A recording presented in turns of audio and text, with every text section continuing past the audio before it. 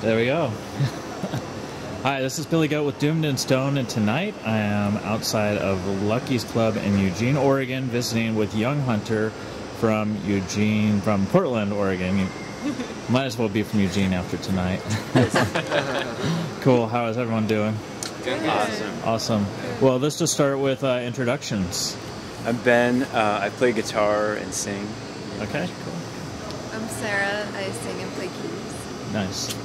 Eric, play guitar. My name's Grant. I play drums. Right on, right on. Tonight is the first stop along your tour. Tell us a little bit about where the tour's taking you, and then we'll talk about the album. We're going to go down the West Coast and into, kind of dip our toes in the Southwest. We're going to Nevada and Arizona. Nice. And back up the West Coast. Good time for a drive. Yeah, perfect time of year. it's Not too hot in the desert. It's kind of becoming summer here. Yeah. Yeah, and not a lot of raining and flooding to stop you. Exactly. Yeah, sweet spot. Cool.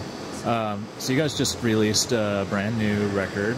It's not your first, but it's kind of a rebirth of sorts for you, would you say? Absolutely. Yeah, I started the band in Tucson, and maybe in 2011. We had a couple releases, and I moved up to Portland 2 years ago, and restarted the band altogether. And in Tucson, there was kind of a revolving door of people. It was a lot of different members, and this version of the band decided to start smaller. It used to be 7 people, and this version was kind of has become a more like concise version of the band where there's more creative input from all the different members. And so, yeah, we self-titled the album because it felt like kind of an owning of or like a new coming in, the band coming into its own in a sense, coming into the idea of it in a new way. So you're kind of the brainchild of Young Hunter, and I want to hear from some of you who've now kind of taken ownership in your own way of the band's sound. How did you come to meet Ben and join the band? Well, it's really funny actually. My boyfriend at the time was just browsing Craigslist, just looking for people to play with, and he saw Ben's ad, and our friend Andrew from Megaton Leviathan, he thought that maybe Ben would like him, so he emailed him and was like, "Hey man, I think you'll like my friend's band." And then we ended up just hanging out one night at Barlow Tavern, and it kind of went from there. Yeah, which it is was like where we met Grant too. And that's where I met Ben also. Yeah, Because Sarah bought my plane ticket out here from Florida. Wow. yeah. And I was friends with the bass player Sam, and we'd like known each other for like a couple months or something. And he said, "Do you want to be in this band?" Then we met at Barlow Tavern, and we all hung out for a long time. I always love hearing band origin stories, you know. Yeah. Always a little underwhelming than how you figure in your head, but it is serendipity in a way when people come together and it just clicks. And that's special. That's truly special. Yeah. You can't choreograph that. You can't write that. Yeah. It just kind of happens, right? It's like surprising that we're all friends aside from the band.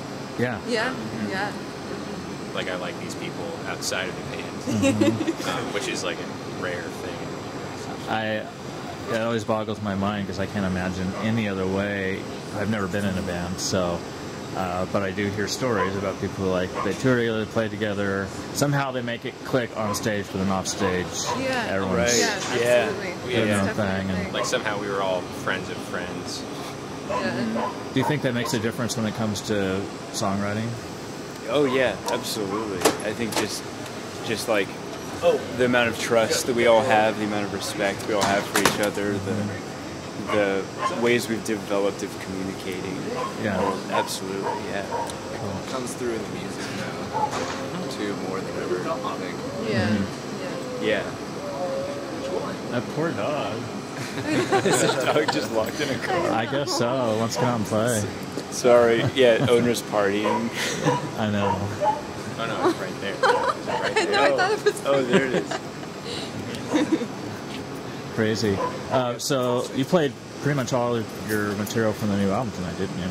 We had, yeah, there's one new song tonight, and it was actually the first time we've ever played it publicly. Yeah. It was the second one in It the was the set. second one. All right. Cool. Did we left So- 2 from the album? Three. 3? Up from the album. Yeah.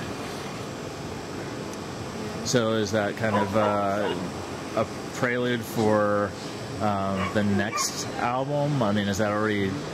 Are you that far ahead? Where you're Yeah, thinking I mean, album because number we 2? finished recording the album like a year ago.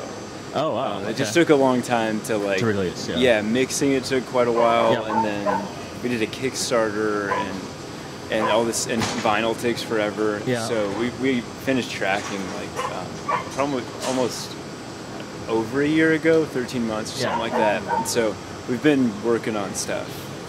Yeah. Yeah. Exactly. I mean, I've heard.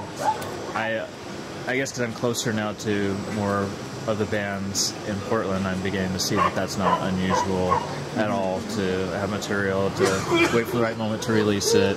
There are some bands that I've heard them play their songs live like 2-3 years ago, and they still haven't released that one song that I love by them. And they're just waiting for that right time. Yeah. So Yeah, and it's really nice too because we've like as we've all kind of gotten, as we're becoming a band in a sense, you know, we're still exploring how our whole creative process. Mhm. And so it's kind of been nice to like know that there's this thing coming, and so we've been really taking our time writing songs, and really, like sometimes it takes like 6 months until a song is finished, and it's been really awesome to have that luxury in that time.